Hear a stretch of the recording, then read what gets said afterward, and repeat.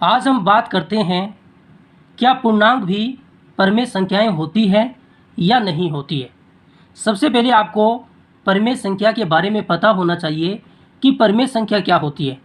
परिमेय संख्या का जो रूप होता है वो p/q का रूप होता है, जहाँ पर p भी पूर्णांक है और q भी पूर्णांक है और q का मान 0 नहीं होता है, p का मान 0 हो सकता है। अगर ये बात आपको अच्छे से याद है तो फिर आप आसानी से निकाल सकते हैं कि पूर्णांक परिमेय संख्या होती है या नहीं। हमने एक एग्जाम्पल लिया -3।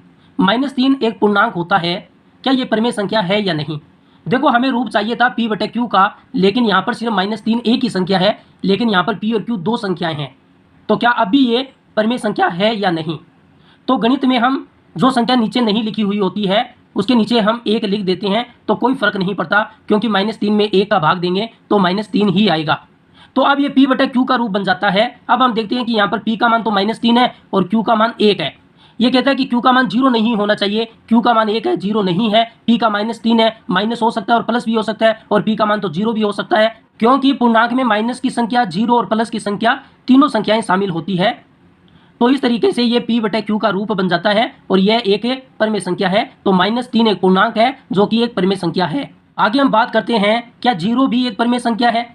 यहाँ पर 0 सिर्फ एक संख्या दी है, हमें दो संख्याओं की जरूरत है, p और q की, तो हम नीचे 1 लिख देते हैं। तो गणित में कोई फर्क नहीं पड़ता है, 0 में 1 का भाग देंगे तो 0 ही आएगा। हमने कहा कि q का मान 0 नहीं होना चाहिए, q का मान 1 है, 0 नहीं है। p का मान 0 हो सकता है, तो p का मान 0 है, तो यहाँ पर ये p/q का रूप बन जाता है।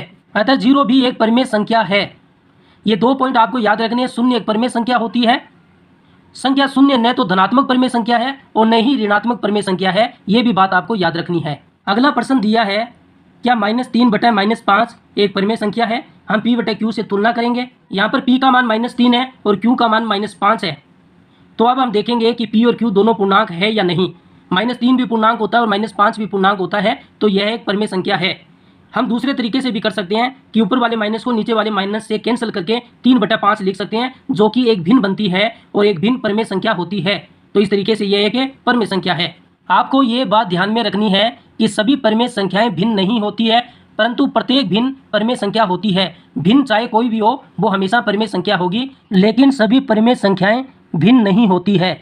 इसका एक एग्जाम्पल भी दिया है कि परिमेय संख्या -2/-9 भिन्न नहीं है, लेकिन हम इसको ऊपर और नीचे का माइनस कैंसिल कर दें तो यह 2/9 बन जाता है, यह एक भिन्न है।